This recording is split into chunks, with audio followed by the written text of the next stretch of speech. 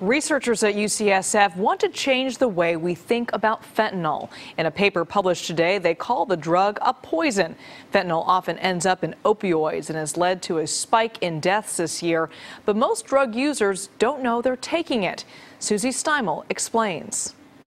Researchers at UCSF will tell you if you're not aware of the increase in fentanyl overdoses around the country, you're not alone. Most people aren't aware of this growing problem. They're calling it an expansion of the opioid crisis, responsible for nearly 29,000 deaths in the United States this year. He was full of joy. He didn't have a mean bone in his body. Rich Strickling's story is one we've had to tell too many times. His 22-year-old son Alex died of an opioid overdose. The death was ruled accidental. The cause wasn't heroin, it was fentanyl. Nowadays, when kids start experimenting the way that all kids do, the consequences of that experimentation are deadly.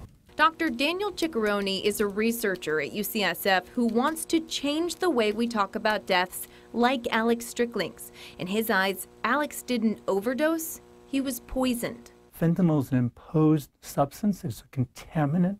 It is a poison in the heroin stream. Fentanyl is a relatively cheap painkiller that's being illegally recreated on the street and mixed with heroin, Xanax, and other opioids. Fentanyl-related deaths have increased 45% this year. The drug is 100 times stronger than morphine, and most drug users don't know they're taking it. So if we think about most drugs, we think that they're drugs that are recreational, people like them, there's a culture behind them. This is not true for fentanyl. Daniel says the increased prevalence of fentanyl might be a result of the opioid crackdown.